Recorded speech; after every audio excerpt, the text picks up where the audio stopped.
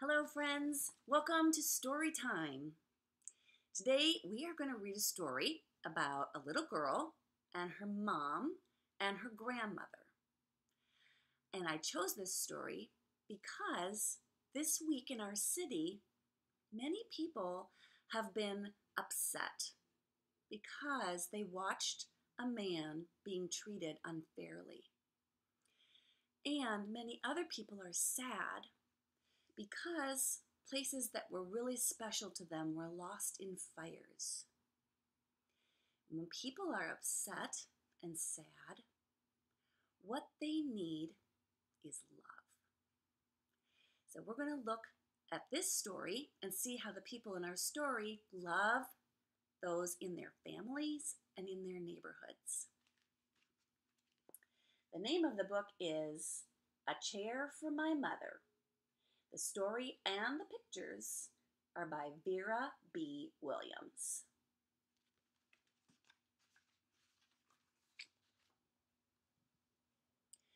My mother works as a waitress in the Blue Tile Diner. After school, sometimes I go to meet her there. Then her boss Josephine gives me a job too. I wash the salts and peppers and fill the ketchups. One time, I peeled all the onions for the onion soup. When I finish, Josephine says, "Good work, honey," and pays me. And every time, I put half of my money into the jar.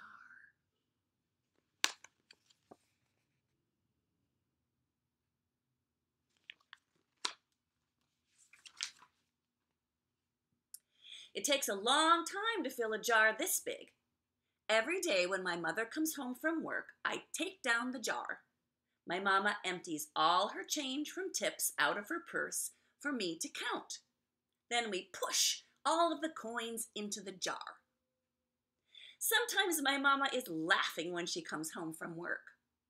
Sometimes she's so tired she falls asleep while I count the money out into piles. Some days she has lots of tips.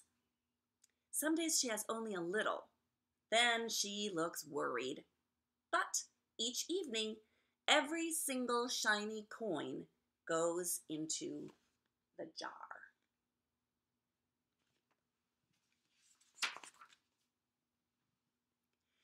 We sit in the kitchen to count the tips. Usually Grandma sits with us too. While we count, she likes to hum. Often she has money in her old leather wallet for us. Whenever she gets a good bargain on tomatoes or bananas or something she buys, she puts by the savings and they go into the jar.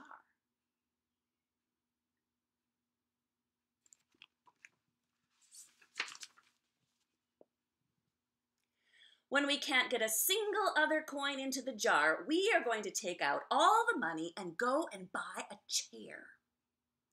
Yes, a chair.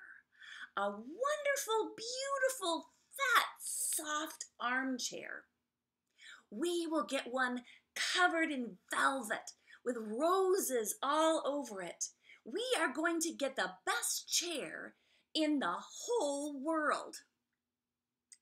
That is because our old chairs burned up. There was a big fire in our other house. All our chairs burned. So did our sofa, and so did everything else. That wasn't such a long time ago.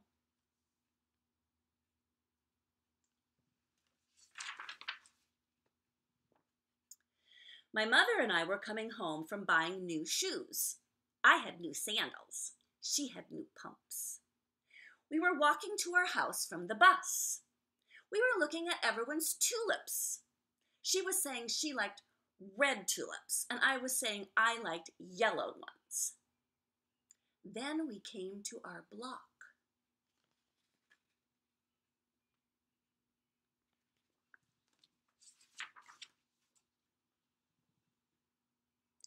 Right outside our house stood two big fire engines. I could see lots of smoke. Tall orange flames came out of the roof. All the neighbors stood in a bunch across the street. Mama grabbed my hand and we ran. My Uncle Sandy saw us and ran to us. Mama yelled, "Where's Mother?" I yelled, "Where's my grandma?" My Aunt Ida waved and shouted, "She's here, she's here. She's okay. Don't worry." Grandma was all right. Our cat was safe too, though it took a while to find her. But everything else in our whole house was spoiled. Can you see where the cat was hiding? Can you see the cat?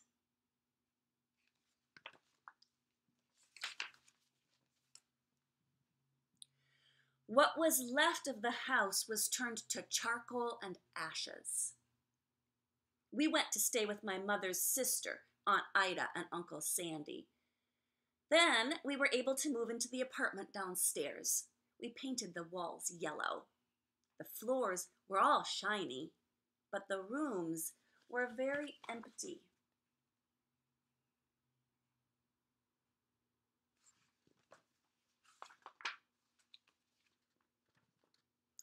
The first day we moved in, the neighbors brought pizza and cake and ice cream. And they brought a lot of other things too. The family across the street brought a table and 3 kitchen chairs. The very old man next door gave us a bed from when his children were little. My other grandpa brought us his beautiful rug. My mother's other sister, Sally, had made us red and white curtains. Mama's boss, Josephine, brought pots and pans, silverware, and dishes. My cousin brought me her own stuffed bear. Everyone clapped when my grandma made a speech. "You are all the kindest people," she said, "and we thank you very, very much. It's lucky we're young and can start over." Okay, can you see all the things that people are bringing?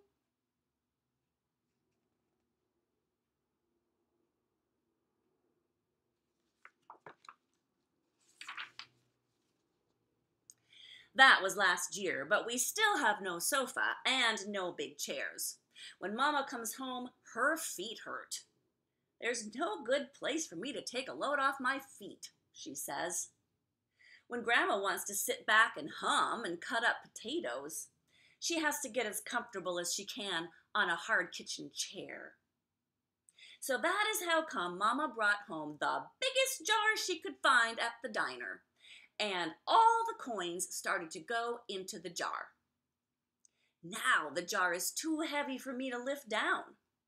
Uncle Sandy gave me a quarter. He had to boost me up so I could put it in.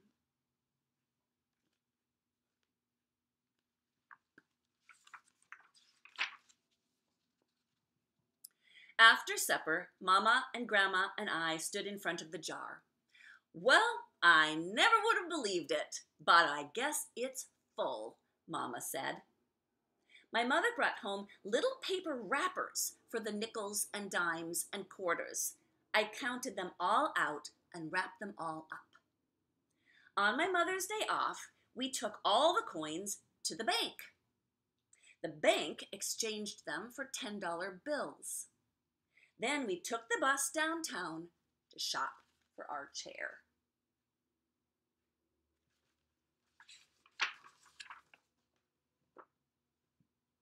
We shopped through 4 furniture stores. We tried out big chairs and smaller ones, high chairs and low chairs, soft chairs and harder ones. Grandma said she felt like Goldilocks in the 3 Bears trying out all the chairs.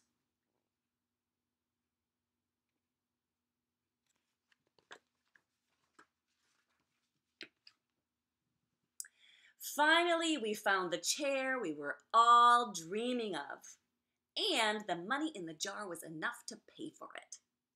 We called Aunt Ida and Uncle Sandy. They came right down in their pickup truck to drive the chair home for us. They knew we couldn't wait for it to be delivered.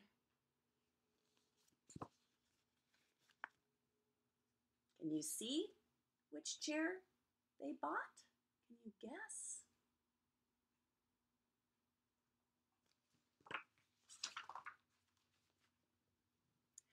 I tried out our chair in the back of the truck. Mama wouldn't let me sit there while we drove, but they let me sit in it while they carried it up to the door.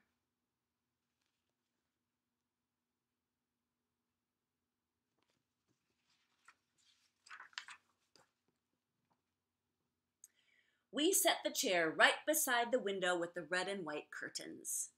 Grandma and Mama and I all sat in it while Aunt Ida took our picture. Now Grandma sits in it and talks with people going by in the daytime.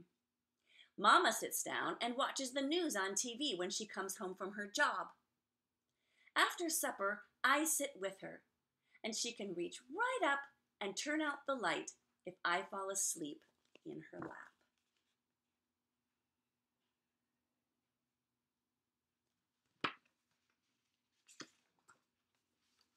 And here's the picture of the three of them in their chair.